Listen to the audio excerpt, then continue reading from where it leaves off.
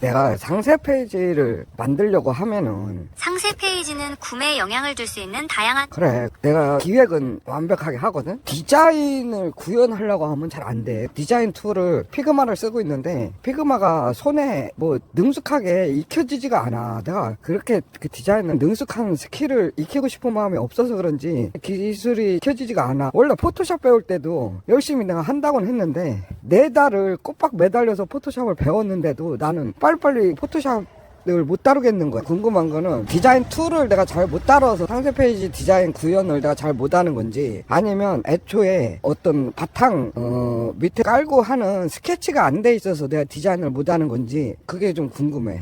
대답 안 해. 왜 이렇게 늦어졌어? 빨리빨리 대답.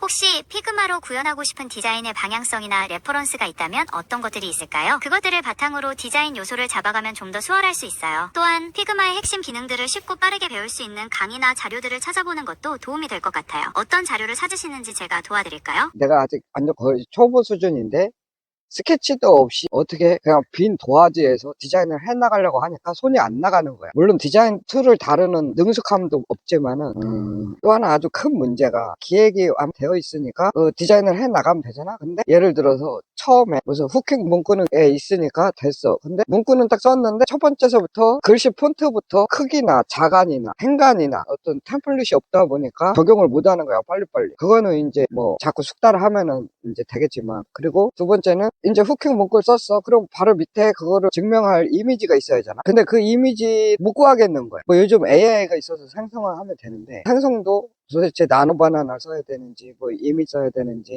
다른 사이트에 가서 이미지를 쳐야 되는지 한 게 없어. 그러니까 이 기획 안에 맞춰서 그 기획 필요한 이미지 우선 그거 보고 뭐라고 하냐, 스토리보드라고 하나? 일단은 연출 이미지를 대충이라도 먼저 자료를 찾아 놓고서 시작해야 되는 거지. 그러니까 종합해보자. 그러니까 상세 페이지란 거는 거의 프로가 기획인데, 기획을 많이 공부를 했었으니까 이게 제일 해결됐어. 근데 상세 페이지를 구현하려고 하는데 일단 그 디자인 툴 프로그램 다루는데 미숙해.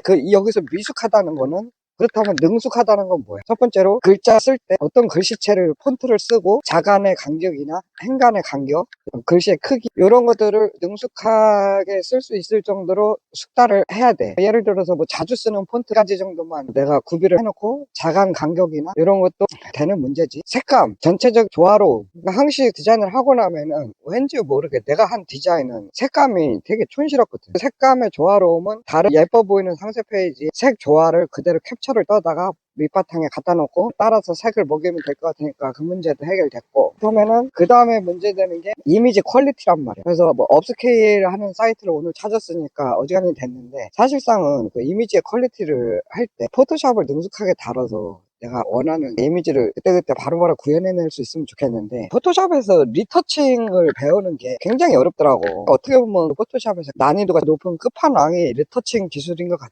리터칭 어떻게 해야 되는지 감도 안 잡혀. 어디를 어떤 부분을 리터칭을 해야 예뻐 보이는지 이런 그리고 그렇게만 준비하면은 끝난 건가? 페이지가 이제 이렇게 해서 능숙해질 정도까지 됐단 말이야. 그러면 이 상세 페이지를 팔아도 되잖아. 사실 나도 이 상세 페이지 배우는데 굉장히 힘들었기 때문에 일반 다른 사람들도 이 상세 페이지 만드는 데서 엄청나게 어려워서 외주들을 많이 주는 것 같아. 내가 이렇게 어렵게 배운 기술을 섞을 필요 없이 상세 판매하는 디자인 회사를 하나 차릴 건데 어떤 것들을 준비하면 되지? 어느 정도 내가 소비자라고 생각했을 때 이 정도 퀄리티의 상세 페이지면 돈 주고 구매할 만하다 하는 퀄리티까지는 내가 구현을 하고 그 다음에 판매를 시작을 해야 되는 게 맞겠지? 일단 해당 상품의 온라인에 있는 리뷰를 전부 다 모아 그 리뷰를 가지고 스카이워크나 챗GPT, 제미나이, 그리고 뭐 클로드, 그 2,000개 모은 리뷰를 주고 상세 페이지를 했는데, 훌륭하게 내가 젠스파크야, 젠스파크 에이전시, 이런 거 사실상은 너가 알려줘야 되는 건데 너 못하더만. 일단 상세 페이지 기획 제가 데이터가 양이 젠스파크는 거의 10만 픽셀 가까이 뽑아줘. 그러니까 거기에서 훨씬 더 많은 걸 추릴 수 있겠지. 그리고 사람의 심리, 원인, 특성, 단점, 장점, 행동 유도, 이런 것들을 다채롭게 다방면에서 기획을 해주니까 상세 페이지가 9만 픽셀이 넘어갈 정도로 길게 나오지만, 재미난 다른 애들은 텍스트로 조금씩 적어주고 그게 끝이야. 그러니까 픽셀수로 치면은 너네는 대략 한 3만 픽셀 정도 데이터를 주고 젠스파크는 9만 픽셀이니까 3배나 많은 양을 주는 거지. 물론 양이 많다고 해서 거기에 핵심 내용이 누가 더 퀄리티가 높냐는 그런데 퀄리티 자체도 너네는 그냥 기존 상세 페이지의 기본 공식들, 디폴트 원인, 근거, 예시, 그 다음에 리뷰 이런 식으로 그냥 보통 사람들이 알고 있는 그 정도 수준에서만 대답을 하고 인간 심적 동요가 어떻게 일어나는지 과학적 성분에 어떤 부분도 추가해야 되는지 이런 부분 과학적, 심적 고객 입장에서도 사람의 심리까지도 기획을 할 때 신경을 썼다. 어떤 과학적 성분들까지도 자료로 찾아서 상세 페이지에 최대한 담았다. 이렇게 해서 제품을 공급해 주는 데랑 그런 말 없이 이유 적었고요, 후킹 적었고요, 리뷰도 넣고 했어요. 넣을 건 다 넣었어요. 이렇게 하면 인터넷에 있는 정보도 그건 고객 입장에서 감동을 할 리가 없잖아. 너네는 애초에 챗GPT나 제미나이나 리뷰를 내가 2000개 데이터를 줬다겠지. 너네들은 그 2000개 리뷰 중에서 고객들이 가장 많이 사용한 단어, 긍정적인 단어인데 도대체 어떤 단어가 몇 회 사용되었고 또 부정적인 단어는 고객들이 해당 제품에 만족하지 못하는 단어, 부정적인 단어를 쓴 단어는 어떤 단어이고 그 단어는 1에서 5회까지는 몇 번씩 사용했어. 이러한 데이터를 근거로 추정해봤을 때 고객들은 좀 더 프리미엄 제품을 원하는지 아니면 어떤 제품의 재질에 불만사항이 많은지 이런 것들을 너희는 제시를 안 해. 그런 단어의 사용 빈도를 추론해서 고객이 어떠한 감정들을 느꼈을지 어떠한 불만들을 느꼈을지 소비자들이 어떻게 느끼고 있는지를 아는 게 가장 중요하잖아. 그래야 거기에 대응을 해서 맞춤 제품을 개발을 할 거 아니야. 물론 공급자가 알아서 천재적으로 좋은 제품을 만들 의무도 있는 거지만 소비자들의 피드백도 중요한 데이터이기 때문에 반드시 필요한 데이터란 말이야.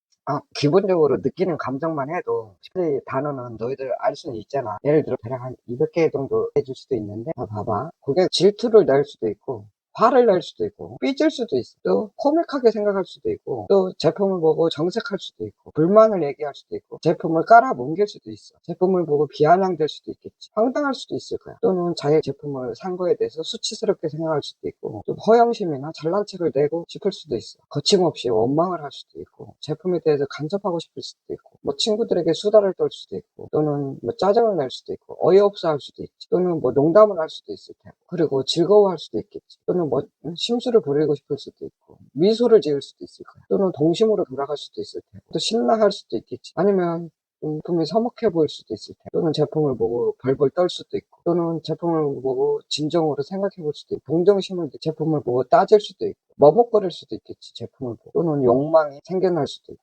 못마땅할 수도 있고 또 설득해보고 싶은 마음도 있겠지. 이런 식으로 200가지도 넘게 고객은 느낄 수가 있단 말이야. 그런 것들에 대해서 그런 감정들을 고객이 제품의 디자인 쪽에서 그런 걸 느꼈을까? 아니면 어떤 성능 쪽에서 느꼈을까? 아니면 주변 사회적 평판에 의해서 그런 느낌을 가지게 됐을까? 이렇게 두루두루 경우의 수로 따져보면 대략 이것만 따져도 300가지가 넘을 텐데 그 아이폰이 맨 처음 생겼을 때 있잖아. 이 세상 어떤 사람도 전화기하고 그 노래 듣는 거하고 그 다음에 모니터하고 이렇게 합쳐진 제품을 자기가 그렇게 좋아하는 사람인 줄 아무도 몰랐었어 지구상에. 근데 세상에 내놓으니까 지구상에 있는 모든 사람이 그 제품을 좋아하게 된 거야. 우리가 해야 되는 거는 그런 거란 말이야. 고객들은 어떤 제품을 보고 자기가 화를 내게 될지, 좋아하게 될지, 슬퍼하게 될지, 따지고 싶어 할지 모른단 말이야. 고객 행복하게 해주는 거는 우리가 어떤 제품을 기획해서 내놓느냐에 따라서 달라지는 거야. 그게 해야 되는 일이고. 그리고 거꾸로 얘기하면 일을 안 할 거면, 안 했다면 당신은 일을 한 게 아니야. 그냥 흉내만 낸 거지.